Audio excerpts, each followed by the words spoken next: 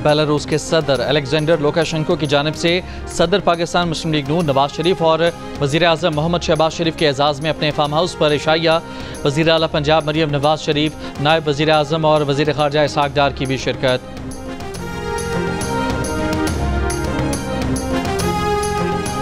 अमरीका ने वजाहत की है कि चीनी दरामदात पर टैरिफ 145% है। इस इत्तला के बाद अमरीकी स्टॉक मार्केट में डाउ जोन्स इंडेक्स मजीद 2000 पॉइंट्स गिर गया। S&P इंडेक्स में 5.9% कमी हुई, जबकि टेक इंडस्ट्रीज़ पर मुश्तमिल नेस्डैक इंडेक्स 6.9% गिर गया।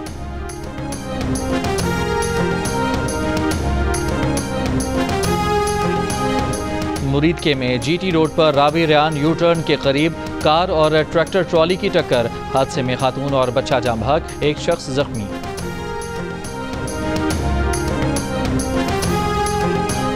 कराची के इलाके कोरंगी मेहरान टाउन में घर में फायरिंग से नौजवान हलाक। पुलिस के मुताबिक फायरिंग के वाक़े की तहकीकात जारी हैं। लांडी रेलवे स्टेशन के करीब ट्रेन की जद में आकर एक शख्स हलाक हो गया।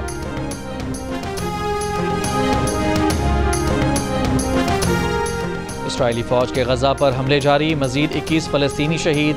इसराइल ने गज़ा से गिरफ्तार दर्जनों फ़लस्तीनियों को रिहा कर दिया।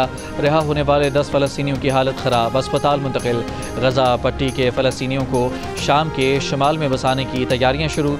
इसराइली मीडिया के मुताबिक गज़ा के शहरियों को बसाने के मंसूबे पर कतर और तुर्की शामी हुकूमत से राब्ते में हैं।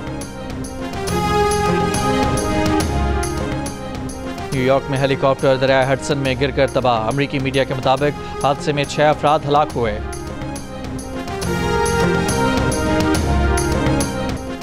मौलाना फजलुर रहमान का कहना है कि पाकिस्तान में जब भी मुश्किलात होती हैं, इसके पीछे यहूदी साजिश होती है। इन हालात में क़याम पाकिस्तान का मकसद, इसको समझना चाहिए। फ़लस्तीन कॉन्फ्रेंस से खिताब में कहा कि नून लीग साबित करे कि वो पाकिस्तान बनाने वाली जमात मुस्लिम लीग की वारिस है।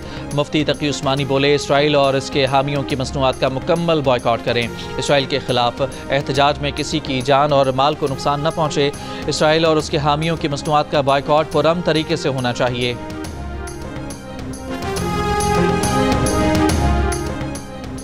इसराइल के गज़ा पर हमले जारी, 24 घंटों में मजीद 50 से ज़ायद फ़लस्तीनी शहीद। गज़ा में इमदाद की बंदिश 6 हफ्तों से जारी, खुराक और अद्वियात ख़त्म होने लगी। फ्रांसीसी सदर मैक्रोन ने फ़लस्तीनी रियासत तस्लीम करने का इरादा जाहिर कर दिया। इसराइल को अमरीकी असलहा फ़रोख्त करने के खिलाफ लंदन में माहौलियाती कारकुनों का एहतजाज।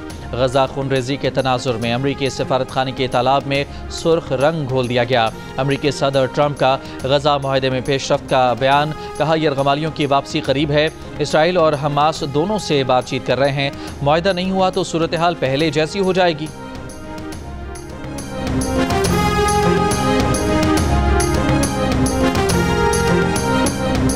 तहरीक इंसाफ के दौर में वफाकी वजीर खजाना रहने वाले असद उमर ने तहरीक इंसाफ के बानी की तरफ से उस्मान बुज़दार को पंजाब की वजारत आला देने के फैसले का तमस्खुर उड़ा दिया। कहा, एक दिन बानी PTI ने उन्हें बताया कि पंजाब के लिए ज़बरदस्त वजीर आला मिल गया है। पूछा कौन है वो, तो बताया उस्मान बुज़दार। पहले कभी नाम नहीं सुना था, इसलिए दोबारा पूछने पर बताया कि वो उस्मान बुज़दार है जिसके घर बिजली भी नहीं है। असद उमर बोले, बानी PTI के इस गलत फैसले का बहुत ज़्यादा नुकसान हुआ।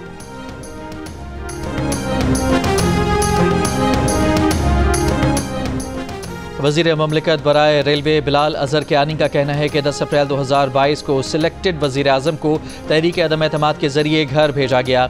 इस तारीख़ी दिन को 3 साल मुकम्मल हो गए। IMF को खतूत लिखकर पाकिस्तान की माली इमदाद रुकवाने की मज़मूम कोशिश की गई। मुल्क को अजाब में मुब्तला करने वाले आज भी नहीं बदले। अफवाज पाकिस्तान के खिलाफ मुहिम आज भी जारी है। खैरपुर की तहसील ठरी मीरवाह में सहाफ़ी अल्लाह डनोशर के कत्ल के इल्ज़ाम में खातून समेत 5 मुल्ज़मान को हिरासत में ले लिया गया।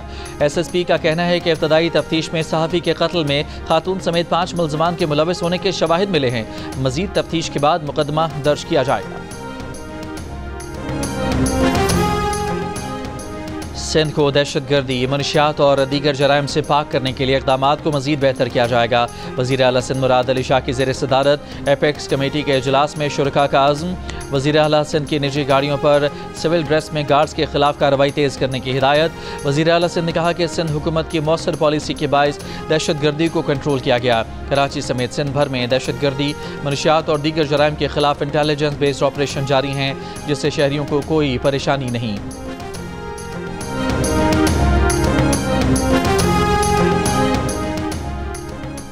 दरियाए सिंध पर कैनाल निकालने के मंसूबे के खिलाफ PTI ने कौमी असम्बली में करारदाद जमा करा दी।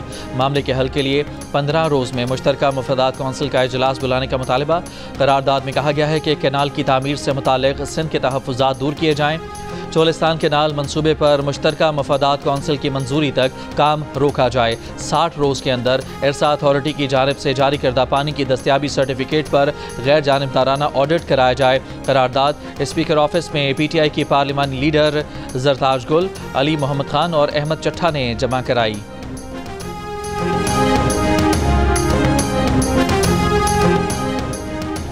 दरियाए सिंध से मुजवज़ा 6 कैनाल्स निकालने के खिलाफ हैदराबाद में हाई कोर्ट बार एसोसिएशन की रैली। ठंडी सड़क से प्रेस क्लब तक वॉक की गई। ठट्ठा में कोहिस्तानी पट्टी के मकीनों का भी एहतजाज। दादू में मेहर बार का एहतजाज आज 15वें रोज़ भी जारी रहा। मुजाहिरीन का कहना था कि नए कैनाल्स नामंजूर हैं। ये दो टोक मौक़िफ़ है, सिंध के पानी पर डाका नहीं डालने देंगे। वफाकी वज़ीर तवानाई अवैस अहमद लगारी से वर्ल्ड बैंक के आला सतह वफ़द की मुलाकात। पाकिस्तान के तवानाई के शोबे में जारी इस्लाहात, निजकारी और तवीलुल मुद्दती ताउन के इम्कानात पर तबादला ख्याल। वज़ीर तवानाई का वर्ल्ड बैंक के तवानाई शोबे में देरीना ताउन पर शुक्रिया। कहा ग्रिड का इस्तेहकाम और डिस्कोस की कारकर्दगी में बेहतरी अवलीन तरजीहात हैं। नेट मीटरिंग और शमसी तवानाई पॉलिसियों का सरे-नौ जायज़ा लिया जा रहा है। किसी को हड़ताल करनी है, धरना देना है तो शौक से दे, अवामी मफाद पर समझौता नहीं होगा। वज़ीर आला बलोचिस्तान सरफराज बुगटी का दो टोक पैगाम। सेहत के शोबे की बेहतरी के लिए इदारा जाती इस्लाहात एक्ट लाने का फैसला। महकमा सेहत के इजलास में कहा कि अवामी वसाइल का ज़िया कतन बर्दाश्त नहीं किया जाएगा। महकमा सेहत बलोचिस्तान को हर साल 80 अरब रुपए से ज़ायद दिए जाते हैं। इतनी रकम में तो बलोचिस्तान के हर शहरी का इलाज महंगे तरीन निजी अस्पताल में हो सकता है। बलोचिस्तान नेशनल पार्टी का मस्तोंग में धरना 15वें रोज़ में दाखिल। अख्तर मेंगल का कहना है कि उनका धरना खवातीन की मावरा आइन गिरफ्तारी के खिलाफ है। जिस दिन खवातीन रिहा हो जाएंगी धरना ख़त्म कर देंगे। हुकूमत ने कौमी शाहराएँ खुद बंद की हैं। पुरअमन एहतजाज को इंतशार में बदलने की कोशिश की जा रही है।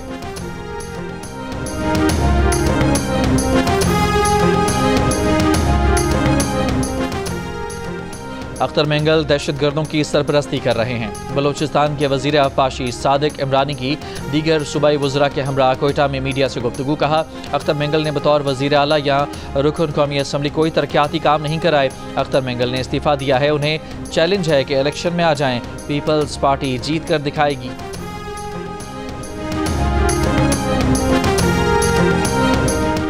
कराची के इलाके कोरंगी में लगने वाली आग पर पाकिस्तान एटॉमिक एनर्जी कमीशन का सर्वे। CEO कोरंगी कंटोनमेंट के मुताबिक आग अब भी उसी शिद्दत के साथ जारी है। फैलाव रोका जा चुका है। वजारत पेट्रोलियम ने मीथेन गैस की जांच के लिए कमेटी तश्कील दी है। आग के इतराफ 500 मीटर का इलाका सील कर दिया गया है। कराची बार के सदर आमिर नवाज वड़ाइश पर हमले की CCTV फुटेज सामने आ गई। फुटेज में आमिर नवाज की गाड़ी और उनके पीछे मोटरसाइकिल सवार अफराद को देखा जा सकता है। II चंद्रगढ़ रोड पर रुकते ही मुल्ज़मान ने आमिर नवाज पर तशद्दुद शुरू कर दिया। सदर कराची बार पर तशद्दुद का वाक़या मंगल की रात पेश आया था। पुलिस ने आमिर नवाज वड़ाइश के मुद्दत में वाक़े का मुकदमा दर्ज कर लिया है। मुकदमा आमिर नवाज ने मौक़िफ़ इख्तियार किया है कि मारपीट के दौरान मुल्ज़मान ने उनकी घड़ी और मोबाइल फ़ोन छीन लिए। सोशल मीडिया के जरिए पता चला कि खातून के भाइयों ने उन पर हमला किया। वो इस खातून को जानते तक नहीं। खातून ने वीडियो में उन्हें मजीद धमकियां भी दी हैं।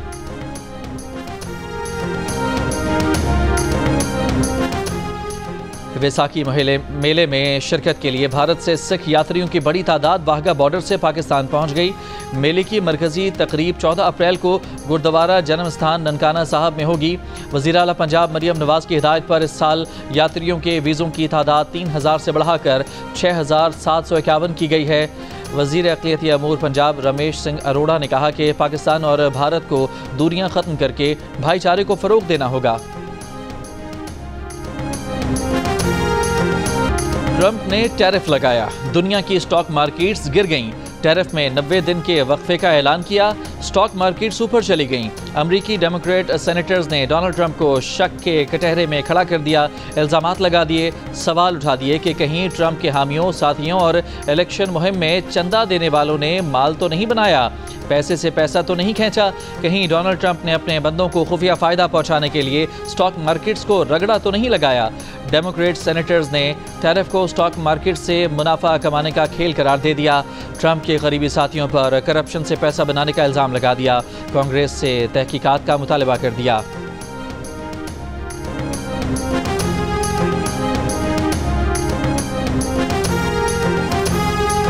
पाकिस्तान के नूर जमान ने वर्ल्ड अंडर 23 चैंपियनशिप जीत ली। पाकिस्तानी स्टार ने दिलचस्प और सनसनीखेज फाइनल में मिस्र के करीम अल तुर्की को 2 के मुकाबले में 3 गेम से शिकस्त दी और टाइटल अपने नाम कर लिया। चैंपियन नूर जमान का कहना है कि 2 गेम्स हारने के बाद सिर्फ यही सोच थी कि अपने गेम पर फोकस करना है, आखिरी वक्त तक फाइट करनी है, जो मेहनत की उसको साबित करना है। सदर मुमलिकत आसिफ जरदारी, वज़ीर आज़म शहबाज शरीफ, PCB चेयरमैन मोहसिन नकवी और वज़ीर खेल पंजाब फैसल खोखर की नूर जमान को मुबारकबाद। चैंपियनशिप का विमेन टाइटल मिस्र की फिरोज़ अबुल खैर के नाम रहा।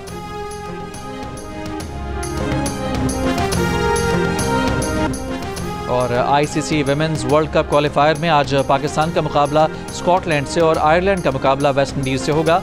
बांग्लादेश ने थाईलैंड को 178 रन से हरा दिया। फातेह टीम ने 3 विकेट पर 271 रन बनाए। निगार सुल्ताना ने सेंचुरी स्कोर की। शर्मीन अख्तर 94 रन बनाकर नॉट आउट रहीं। जवाब में थाईलैंड की टीम 93 रन बनाकर आउट हो गई।